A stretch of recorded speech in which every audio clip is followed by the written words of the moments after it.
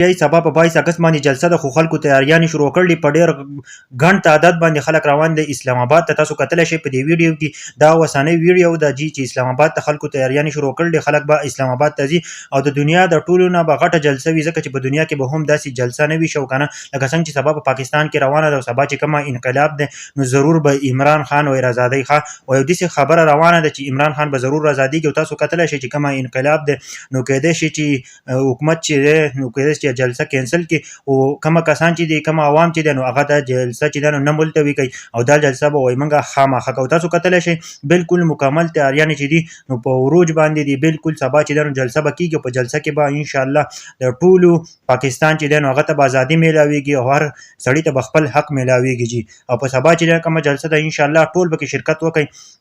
زما ټول ته خواست چې ضرور پکې شرکت وکړئ، چې تاسو هم په دې جلسه کې شریک شئ، ځکه چې پاکستان چې دی نو په 14 اګست ازاد شوی ده، خو دا صحیح نه دی ازاد شوی، هغه خلکو په لاس کې ورغلی دی چې هغه د کافرانو نه هم زیات دي. نو تاسو له پکار ده چې تاسو راوځئ او دا ملک چې دی نو دا تاسو آزاد کړئ د دې خلکو نه، ځکه چې موږ مسلمانان یو، زموږ سره دومره ظلم کوي، دومره په فلسطین کې هم دومره ظلم نه دی چې په پاکستان کې کومه د شیر افضل مروت چې دی نو سبا چې کومه جلسه ده په اسلام آباد کې نو په هغه کې به ډېره زیاته ګڼه وي ملګرو. په هغه کې به یو دوه قسمه خلک وي، یو خو هغه خلک چې پی ټي آی سره خاص تعلق لري او بل به پکې سټوډنټان چې کومه تحریک شروع کړی او هغه سټوډنټان به پکې هم شامل وي.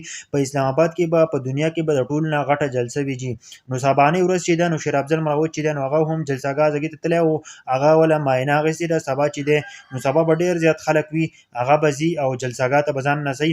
سبا به په 22 اګست باندې به دا جلسه وي چې څومره خلک یې نو تاسو تللی شئ. د پی ټي آی جلسه چې ده نو هغه به حیران کن جلسه وي، بلکې شیر افضل مروت چې دی نو واپس د پی ټي آی پارټۍ کې داخل شوی دی او اوس به هغه کار کوي لکه څنګه چې مخکې کمپین چلولی و، وایي چې 9 مۍ کومه حالات چې هغه به بیا نه راځي او چې زه یم نو هیڅ نقصان به تاسو ته وایي نه رسي او جلسه به بالکل کوو. جلسې به څه امکان نشته چې جلسه دې ملتوي شوي، بالکل وایي جلسه به کوو که نه. شیر افضل مروت وایي او دا چې دی نو سبا به انشاءالله وایي جلسه کېږي.